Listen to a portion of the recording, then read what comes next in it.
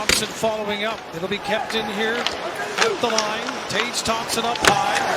Dahlin tripped up. Dahlin's getting hammered on the ice. Look out, this is going to draw a crowd.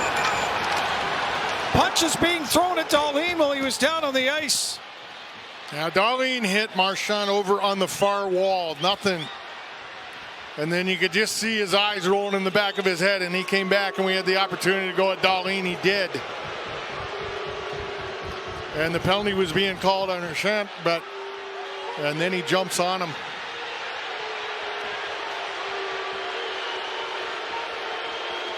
Marchand will still try to be a bit of a spotlight here to get some energy into his group. He can count on this. He's still got Dahlin's helmet in his hand.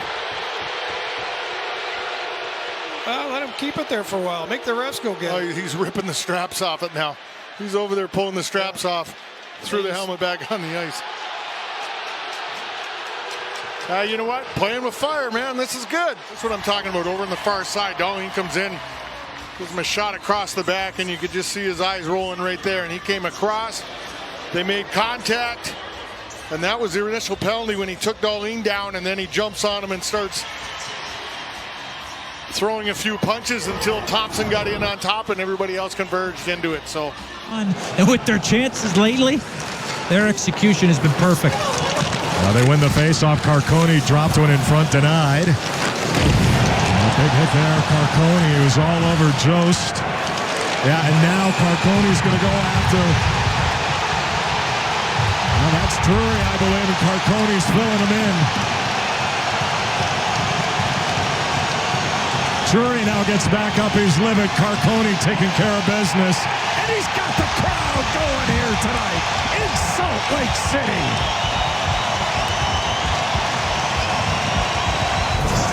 And here's the play. Michael Carcone finishes his check, and then 18 white. Jack Dury slashes him. Looks like he's asking Carcone to fight. Carcone says, sure. And then Dury looks like he's surprised. Again, there's the hit. Keep an eye right side of your screen. Dury slashes. Maybe he wasn't asking for the fight, but Carcone certainly thought he was. Across for Highmore. Now it's fired in by Hamonic. And then MacEwen comes across the ice and goes after Matthew Tkachuk. He'll jump on him. And now trying to get some shots on after the linesmen were already in there. Bennett now will grab MacEwen from behind. He's pulled back down. Zack MacEwen made an absolute beeline for Matthew Tkachuk and had only one thing in mind.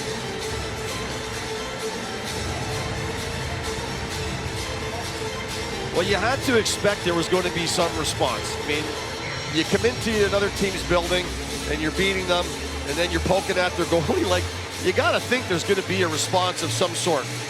And he's talking to the bench. He's talking to his brother now, and MacEwen has a 5-minute penalty for elbowing the plays under review.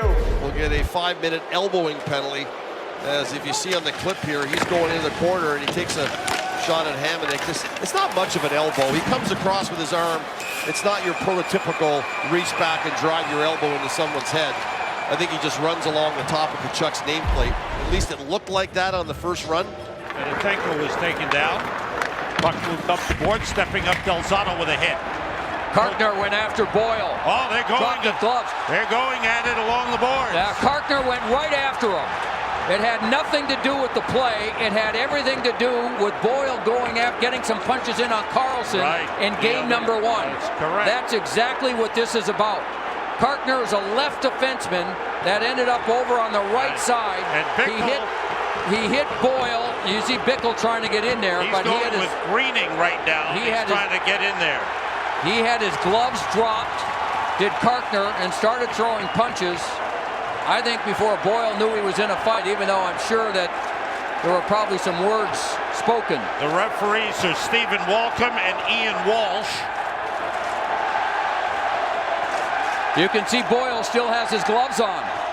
Carkner's still trying to get at him. This is going to be interesting to see what the call is going to be, because Carkner was the aggressor and threw down his gloves and started throwing punches, or at least threw down one glove. and started throwing punches, and you clearly saw Boyle still had his gloves on his hands. Boyle and Zack Smith having some words. Talked about in the off days, and then here's tonight. Carkner comes all the way across, and no question he was just going after Boyle. And Dubinsky sees this, and all he's doing, he's got to get in there and help this guy. I mean, Sam, this was a one-way altercation, if you want to call it that way, and I don't like the call. Because you got somebody that's totally defenseless, that's not even involved, that was attacked on the play. By no means did Brian Boyle turn, look, and even have a chance to get involved in the play. He doesn't even get penalized. But Boyle doesn't get penalized. Dubinsky can't join it, and that's the rule. Well, and he has to. The game. NHL games. The guy was signed to a pretty hefty contract, and now we've got war being, or I should say, another cat being run at by Simmons, and Simmons will drop the gloves of Tom Wilson, who can really throw them. And now Ray Emery's racing the length of the ice. Ray Emery is challenging Holtby. Holtby saying, no, I don't think I want to go. And the referee's going to try to keep them separated, and he won't be able to do that as away they go. Emery with the right hand's free, and he's hammering away on Holtby. Capitals not coming to his aid at this point, as Emery is just having his way with Holtby. Well, this has been going on. There's been a lot of talk going back and forth, and it's anything but friendly. And this is another one going now as Xhakej is trading with Alexei, and now Schenn going at it as well with Urbom, and it's a line brawl for sure here at Wells Fargo Center.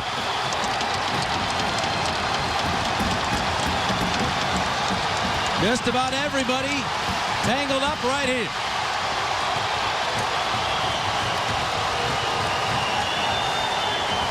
Schenn goes down as Urbom winds up on top of that scuffle at first.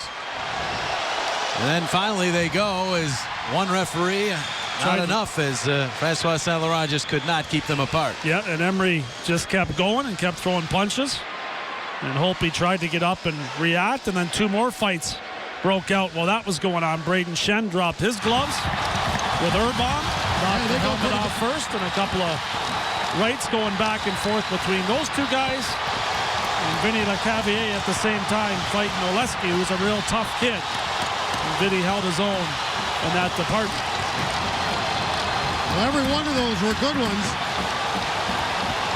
But Emery, remember when Emery first was a draft pick of the Ottawa Senators, he had come up. Everybody knew that one thing he could do on top of playing net was he could really throw them. Any questions here? Right here, you can tell. He's had some boxing training, and Holtby is trying to protect himself in any way he can. It was the fight when he was in last year, 22nd in the league in the penalty kill last season, 11th the year before.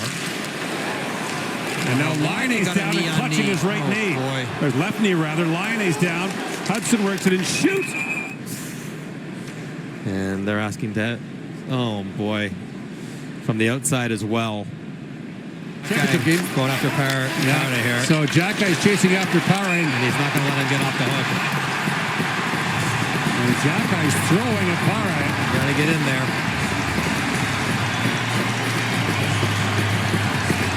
Now, Owen Beck's in there as well, talking to Pare. Xhakej, he might get a 2 and a 10 for this, but in his defense, he kept his gloves on. Pare knew he was coming. The frustration for Montreal boiling over. Now, it's tough for Pare because he didn't do that on purpose, but you have to know you're going to step on the ice. This is going to happen. He doesn't want to engage with Xhakej. That's understandable. That is way out of his weight class. Xhakej keeps his gloves on. Doesn't hold up at all. Not sure what Pare did there to get a penalty. That's it. And that's Xhakej on the refs for not making the call on Laine to begin with. Are they tossing Xhakej here? They're getting Pare out of the box because he didn't do anything. He got punched in the head. You don't get a penalty for that. They've opened the door to the Montreal penalty box. Yeah. Maybe just trying to calm him down a little bit. No. I don't think so. I think he's leaving. 2-5-10. Can you get that when the other guy doesn't fight back? And this is exactly what you don't want to have happen in an exhibition game where it devolves into this sort of thing. Valiant Montreal, number 72. 2-minute instigator, 5 fighting, 10 misconduct, and a game misconduct for aggressor.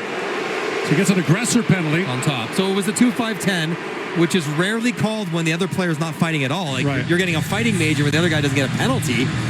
But I think the aggressor is appropriate there. So this is a 7-minute power play for Toronto. Xhakej's out of the game. Reinbacher's already out of the game. And Laine's out of the game.